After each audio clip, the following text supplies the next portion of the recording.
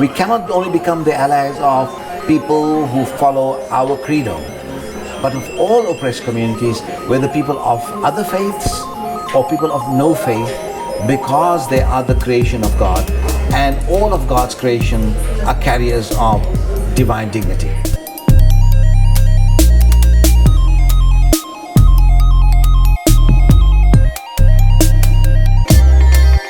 I'm joined here today by Professor Ebrahim Moosa.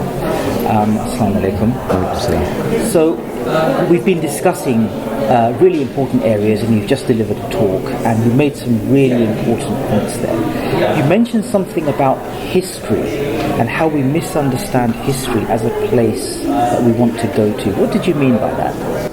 Well, first of all, thank you for having me, and it's really been a delight to be at the New Horizons conference. So, the question of history is a critical issue. Muslims took history seriously in the past, and through that we have reliable authority of, why we believe what we believe, where do these materials come from. But there's another way in which we also use history, that we try to think that we must return to history in order to reenact history and reperform history. That is not the role of history. History makes us go back into the past so we can reenact it in our minds, but in order to teach us what it meant to be a person in the 7th century and 8th century, and when teaching us what is the demand on us to be a person in the 21st century. So history becomes a lesson of how to become, not how to be what other people were before. And I think there's a great misunderstanding of history in that respect. It's a delicate balance, isn't it? Because many Muslims are very proud of their Muslim heritage. How do you connect with the past in order to think progressively for the world ahead of us? So sometimes, Muslims do take their past very seriously and wanting to be proud of it and so on. But the truth of the matter is we don't know enough about the past. We have not spent enough resources in studying the past. I always tell Muslims, you go to any small college university in America, there'll be somebody studying the classics, the European classic, Greek or Roman, because that's where Western civilization comes from. And in universities like mine, there are like 15 to 20 people, and many, many universities, Harvard and other places, people put enormous amount of resources into understanding the European past, understanding the Roman and Greek heritage on which this civilization is based on. You don't find that in Muslim societies.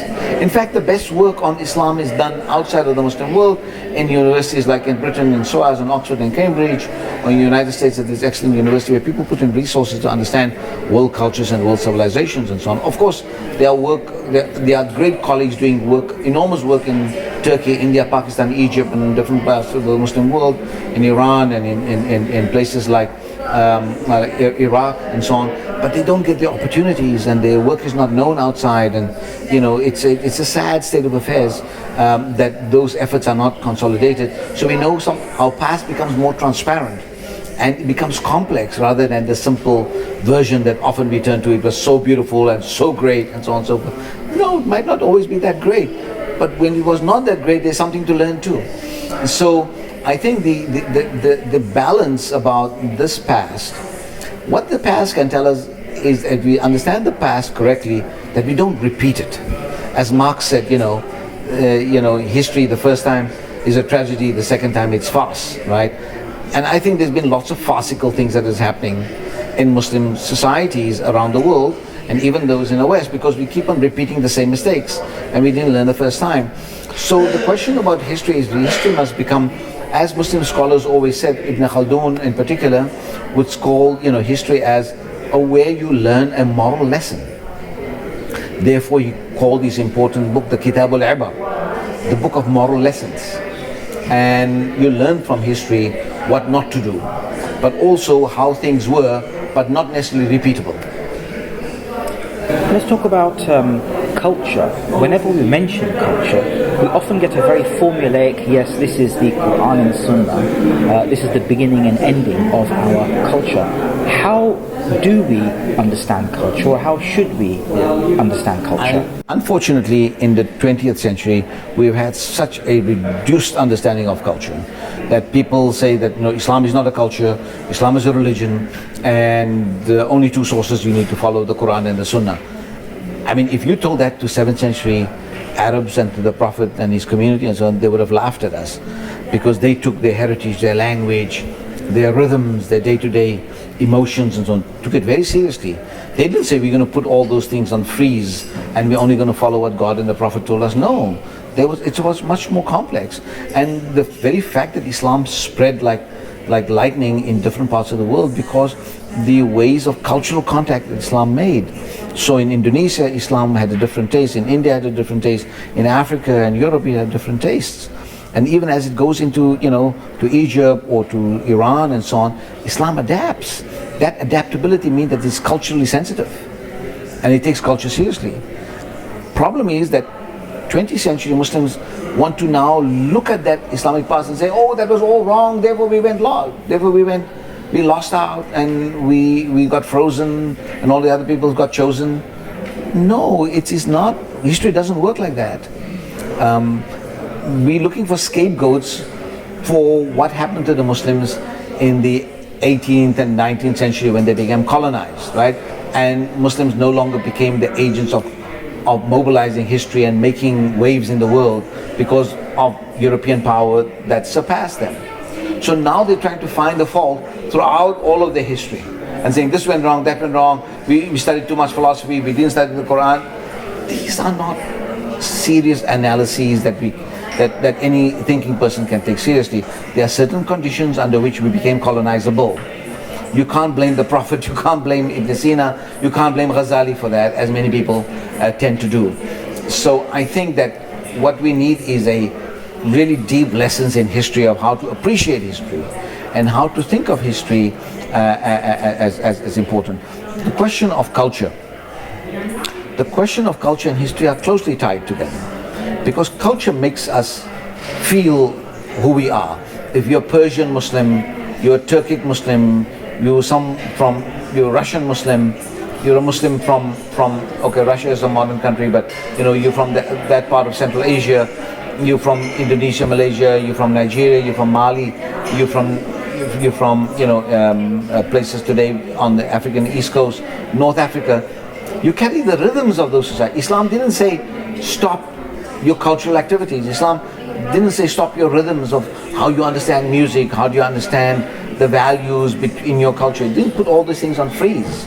What this modern interpretation of Islam through Islamic revivalism has done is done something extremely damaging and told people you need to put your everything else on freeze, and this is the only thing you need to listen to, these teachings that we are giving you.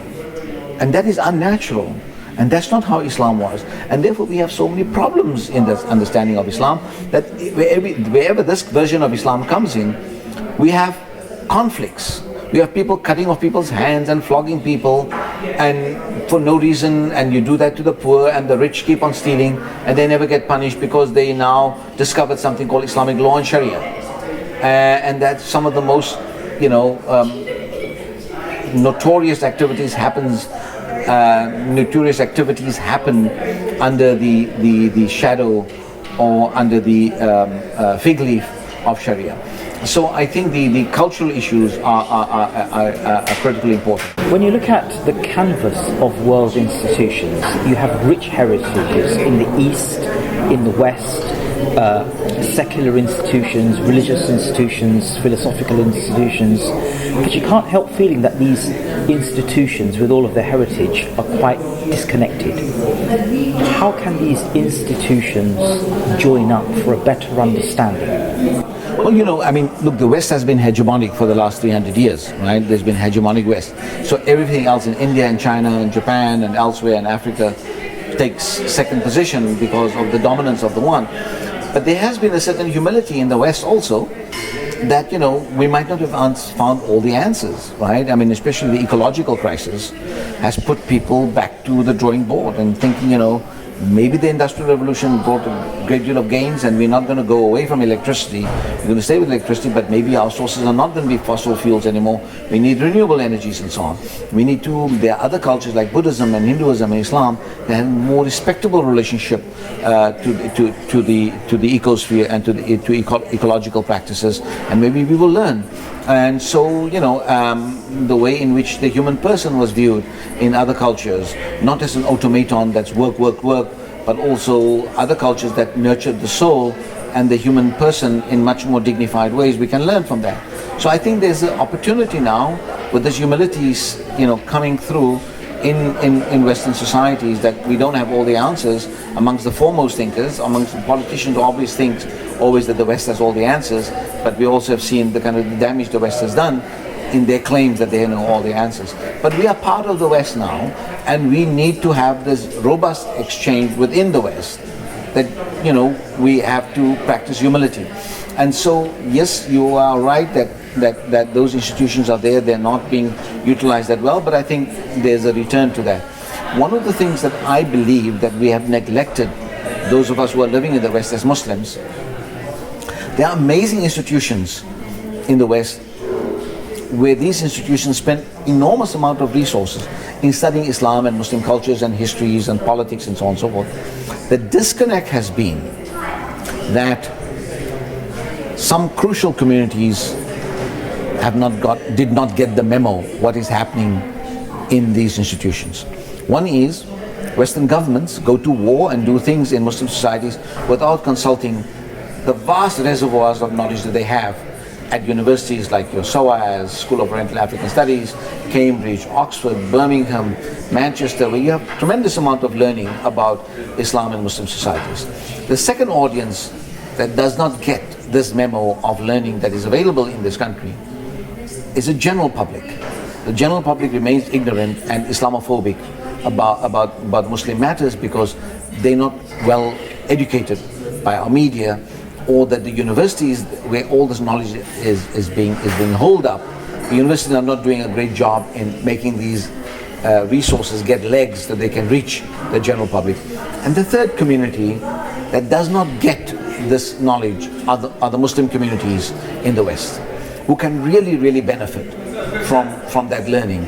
Slowly and surely, some Muslims, especially those from a clerical background, are beginning to study at your great institutions in the West and beginning to understand their tradition in much more wholesome ways, and they will slowly, hopefully, bring that back. But this must be fast forwarded at a much more intense level, so that we can have access to good knowledge, our horizons expand, and Muslims can make informed decisions and not those simplistic understandings of history and culture that has caused a lot of damage to us. Let's talk about those last 300 years. The world has changed beyond recognition, and like you intimated, we seem to have a selective approach to knowledge. So Muslims may be quite happy to embrace new scientific knowledge, but when it comes to changes in social science or political science, we're much more reluctant. So what are the consequences, or what can traditional institutions learn from the West and learn from the last 300 years? First of all, the traditional institutions, Muslim traditional institutions, need to learn that a large platform of Islamic thought that we are so proud of was based on the Greek legacy. We were the best readers of Aristotle and Plato and Plotinus, and we used all those modes of thinking into our philosophies, into our moral theology, and a variety of Muslim discourses.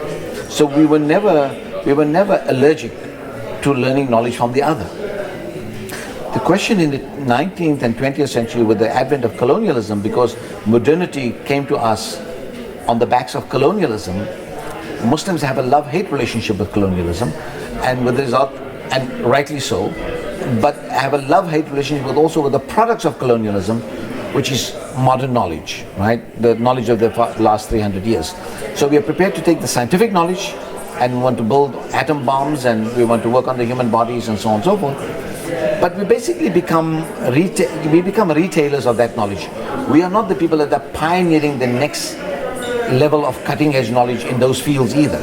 In the biology, in math, in science, in physics, we're not doing the cutting edge work. We are just being the recipients, whether in Muslim majority societies, all those Muslims who are living in the West.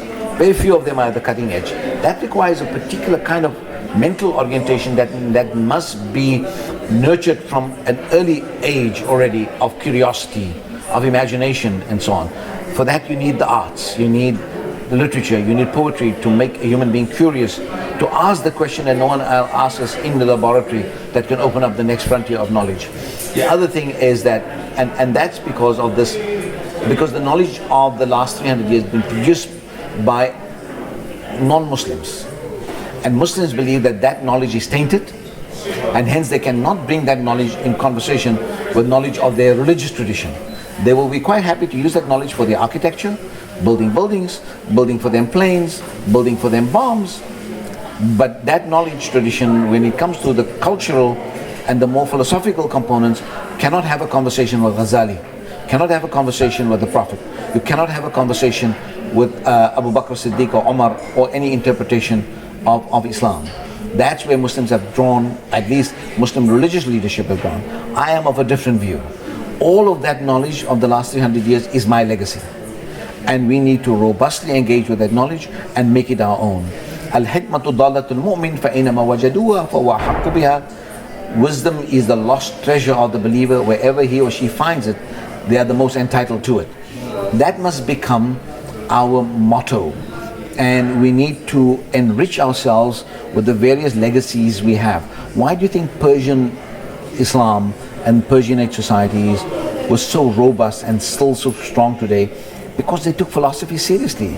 The Persians took, the legacies of the pre-Islamic Persia seriously, and they have Hafiz, and they have, multiple poets like Saadi, and authors and writers that still become part of their greats. But they also, took Aristotle and Plato and others seriously. So that Persian tradition, that is basically the bedrock of Islamic civilization, was precisely because it was so curious about the other. Today, Muslim curiosity in every area flourishes, except in curiosity in matters of religion. And we are starved of imagination in discourses about religion. You mentioned earlier that Muslims cannot practice selective morality. What did you mean by that? Yeah, I think the selective morality, when I talk about, is that, we only care about when Muslims are being attacked or destroyed by wars and other things, but we don't care about where people of other faith traditions or no faith traditions are suffering, and we don't show any sympathy to the suffering. I think about, the 5 million Congolese that died. We don't pray for them at our Friday mosques. Or care for them, that they are human beings. What happened in the south of Sudan, when Sudan was still one country, we kept on siding with the Khartoum regime. Tens of thousands of people got killed or suffered, displaced, and so on and so forth. So I think we need to be, the gatekeepers of a true justice and morality. Every human being suffering is we have shirked in our responsibility, and we need to make a contribution to alleviate the suffering of others. That is being part of our role. That is part of our tradition. We are the people, when the mustadafin, when the weak and the oppressed call out, our Lord make for us from amongst the oppressed people who will become our allies. They are calling to the believers, right? So we are the allies of all oppressed communities. We cannot only become the allies of people who follow our credo, but of all oppressed communities, whether people of other faiths or people of no faith, because they are the creation of God, and all of God's creation are carriers of divine dignity.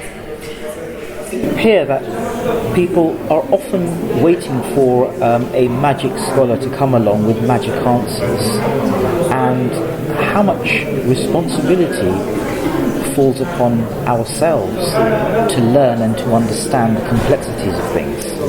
I think, look, you could have, in an age before print and writing, said that there will be the elites who will teach the less educated people, and literacy is not available.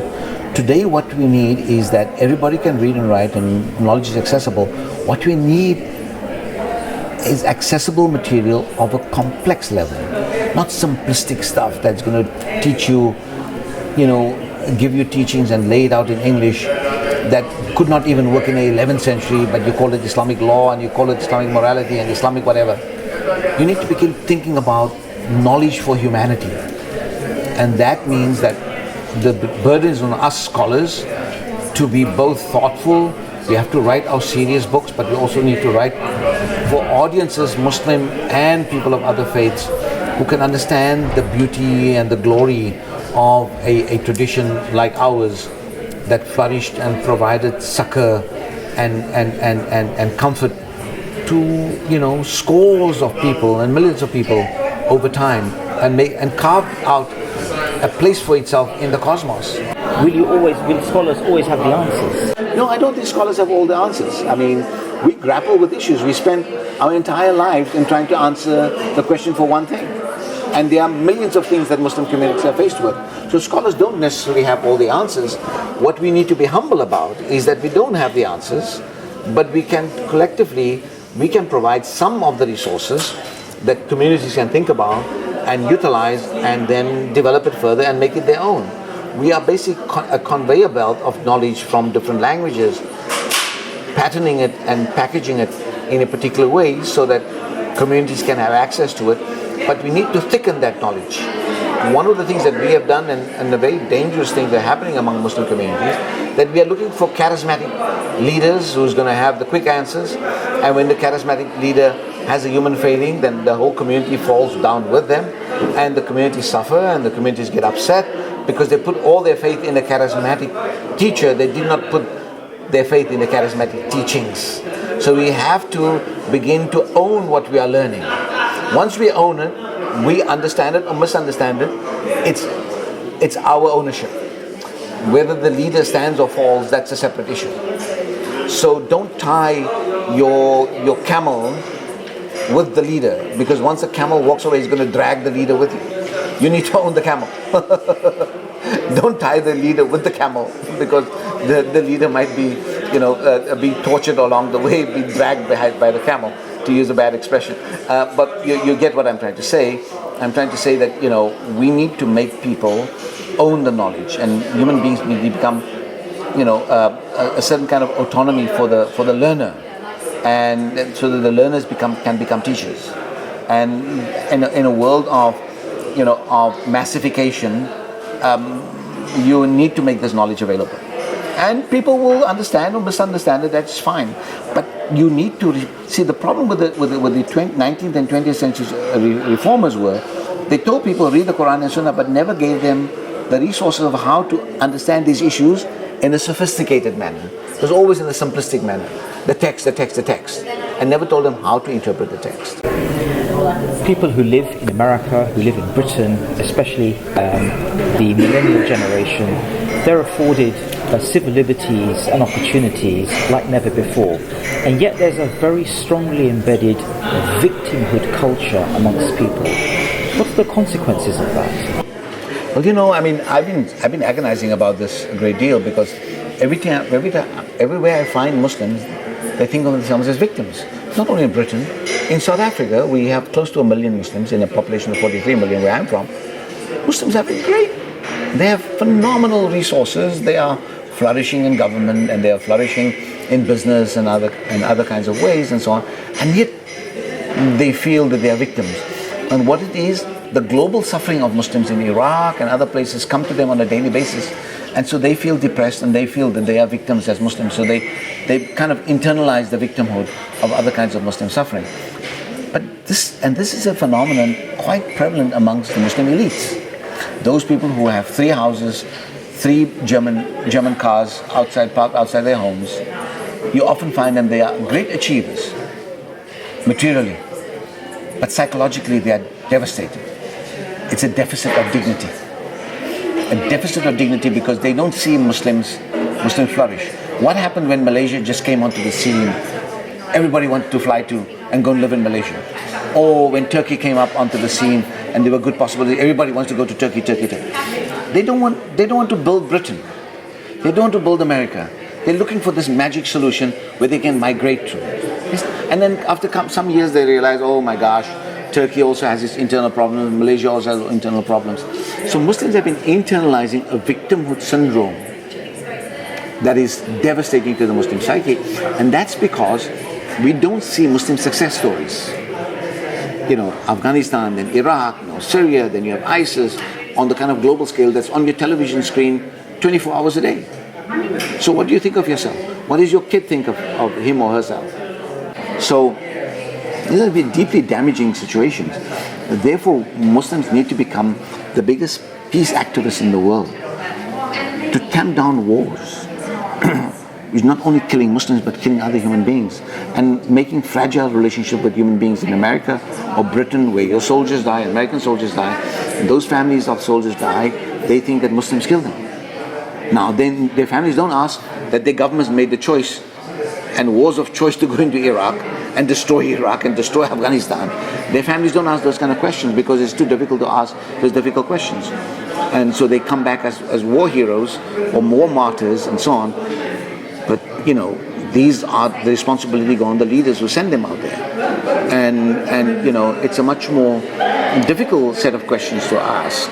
But there are hatreds being fomented. And there are right-wing groups that are, utilizing that. So it goes on both sides.